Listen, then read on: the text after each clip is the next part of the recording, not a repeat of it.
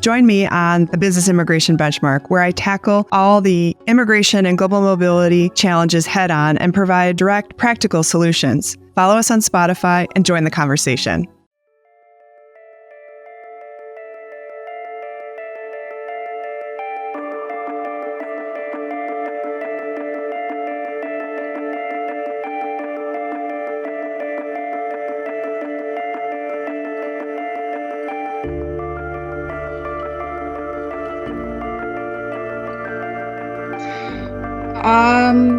Challenges are the constant change in legislation, especially right now. Immigration is moving very fast, and staying abreast of the changes and how they apply to the business.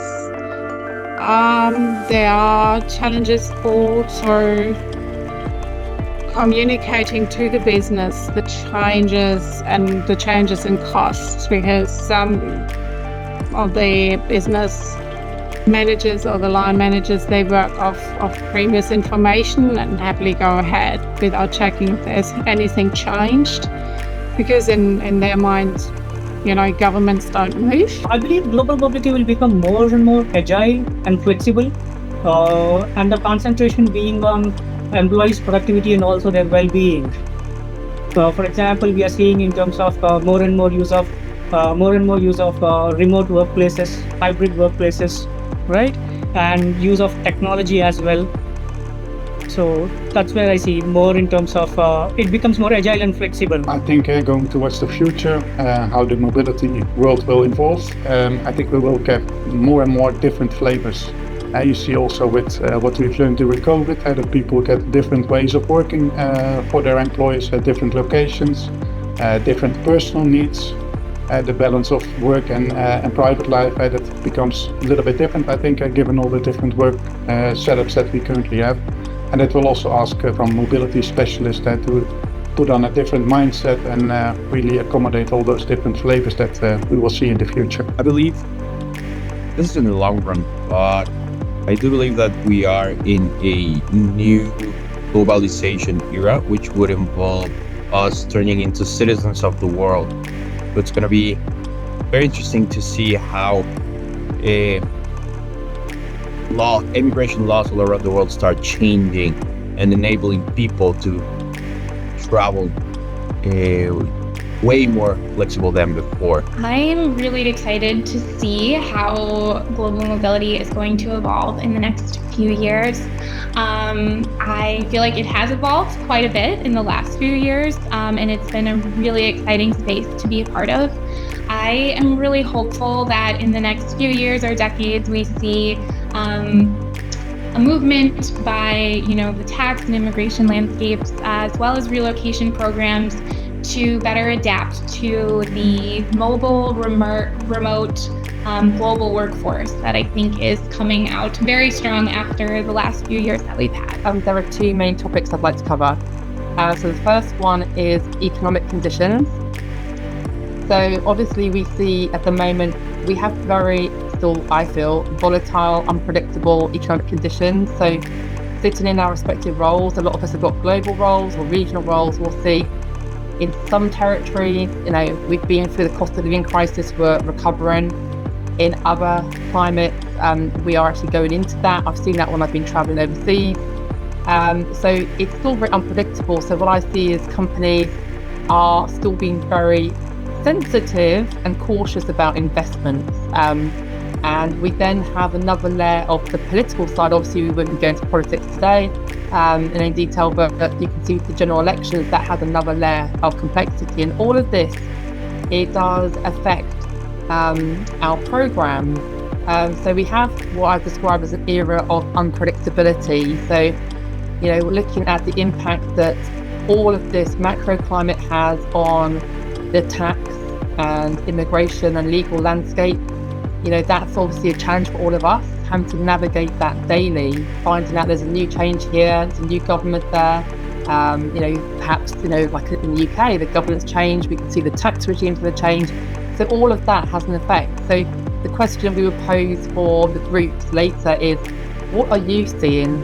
How is that affecting your company and your program Is it meaning that you're unable to really reliably project forward and plan ahead because it's a bit of a roller coaster? So we really want some information beyond that. So that's really the kind of reshaping, we feel, of the mobility program due to the macro climate. The second area is more about working practices. So obviously we've had COVID, and when we came out of the COVID era, there was a lot of remote working. It was a real buzzword. All the big companies who are really attracting the top talent were saying, yeah, you can work from anywhere, you can work on a beach, you can work on your yachts, you can work anywhere you want as long as you get the work done. And now what we've seen, and me particularly the tech space, you see the U-turn that companies saying, no, the CEOs and the executives are saying, we want you back in the office, we want you visible. And so what we see now is organisations have very different structures. So some are still sticking to the remote, some hybrid, some fully in. And what I'm wondering, and it'd be interesting to get the feedback from the group, is how do you see that affecting your program? So clearly long-term international assignments, they were something that were very traditional, and we saw those were petering out a little bit due to the pandemic. People started being brought back, and then post-pandemic, companies said, well, actually, do we need to mobilise that person, or can we just do a short-termer? So that's an area that I'd like to kind of delve into with the group is, how has the effect of return to office had a knock-on effect on your own mobility programs? So those are the two pieces, economic conditions, the political landscape, return to office, and the effect on working conditions and mobility programs. I will now hand over to Natalia, and she's got a number of micro factors to discuss with you. Thank you, Serena. I definitely would like to focus on 3 topics that I reckon will shape the future of global mobility, perhaps a little bit different to what we know. The first one is crisis management. Unfortunately, it's a topic that is a skill that global mobility professionals have been learning to master over the last couple of years. And as global mobility experts, we have a strong responsibility in building that institutional memory to learn from previous experiences and improve our programs. And we also have access to build that strategic framework.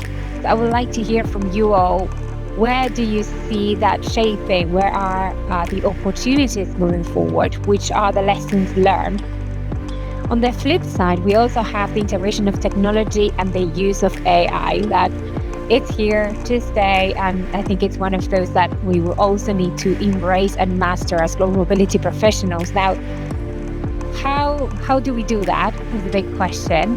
We certainly do not want to lose that personal/people touch in what we do.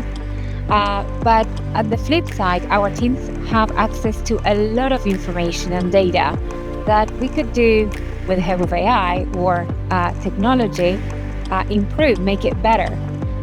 So how do we rely on it to create efficiencies? Given the advance and the progress of technology, we don't want to lose focus on the human, the people touch. It's a strong focus to consider, and also the element of empathy when we're dealing with individuals that are moving from country to country on assignments on permanent basis. AI and technology can help improve the experience for them. So definitely looking forward to hearing what your thoughts and insights are on that front. And last but not least, one of the topics that has been kind of a buzzword, but I think is also here to stay, is sustainability. And how do we incorporate that into our programs is the question. We're hearing about the carbon footprint, and that piggybacks with the remote work flexibility approach from that some businesses are incorporating and embracing mid, short, long term. I want to hear about that, and how have you seen that implemented mid, short, and long term, either in relocations, in the use of vendors, perhaps in planning of assignments. Going back to Selena's point, how do we embrace that, and where does flexibility play in? We in our company, we really focused on strategic moves because I know relocations and mobility has really gone down. And so what our company is really trying to do, and we've kind of created a whole new process around, having that strategic need. And so I know, previously we've had opportunities for people to kind of raise their hand and want to go someplace else or something like that. And now we're really trying to make sure not just that we have that strategic need, but also we want that 5-star service. So I think that's something that's new and different, that's been really talked about in so many forums that I've been on, is not just what we do, but how we're putting things together, how we're making that employee experience. And so I think bringing global mobility kind of to a whole new level of how we partner with all of our teams, how we kind of make the best experience for everyone, and knowing that a lot of what we do are really life-changing events, right? And so I think that really, part for me that I think kind of motivates all of the hard work that we put in.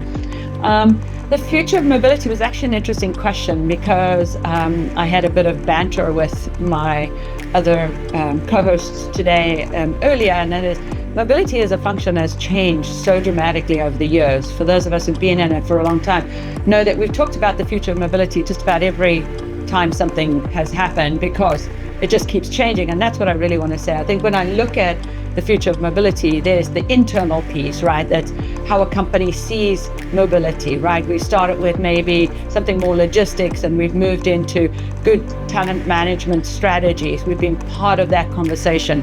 We're at the table, so to speak, now. Before we used to fight to get to it, right? We work cross-functionally. We've always worked cross-functionally. It just comes into play much more now. We're great vendor managers, right? That still stays in place. Ever since the beginning, we've managed vendors, whether that be in relo or immigration or taxation. That's always been what we've worked on. That is our future. But what we don't know as a mobility function is what is going to happen from here on out. If we learned anything from things like the war in Ukraine or COVID, is that mobility doesn't really know what the future is going to hold.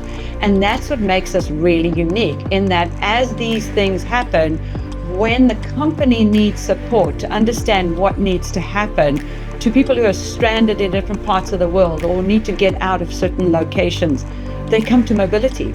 So our future lies within the ability for us to be able to be flexible, to think through all the skills that we have and apply them to all the new things that are happening, right? Whether it be a weather thing, whether it be a man-made thing, we seem to be able to be the people that the company comes to and says, hey, how do we do this? How do we get somebody from A to B because they're something's happening, some weather pattern is now taken over, right?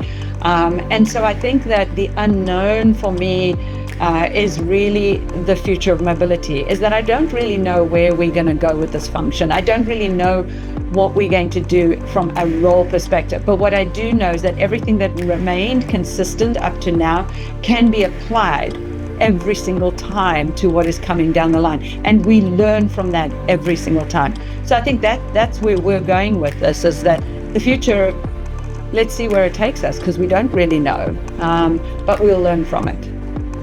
I think Natasha and Marissa summed it up well, what the future of mobility may or may not entail. But I think we, as mentioned, we have our seat at the table now. So my question that I would pose is, what are we going to do with it, right? What impact can we as mobility professionals have on the business, on our employees? So it's an interesting place to sit, because we do have that seat, but what are we going to do with it? The other thing that comes to mind is, and I think it was mentioned, our continual need to pivot. We have to be flexible, absolutely, but the needs of our employees are also changing. The employees that are going on assignments, that are relocating, they look different. We're covering a variety of levels, ages, family situations. So how do we need to make sure that their well-being is considered when we're managing our mobility functions? Their well-being, their needs, are we being flexible? Are our policies flexible enough to accommodate the different situations? So those are some of the things that come to mind for me. And also from a personal standpoint with Micron, we're expanding a lot domestically. So not only in the US, but in some of our other locations, there is a lot of domestic expansion. So how does that look for mobility? When we think about assignments, we think about international assignments, but are we going to start to see more domestic assignments, more domestic moves? Do we need to adjust our policies to account for those domestic assignments and moves?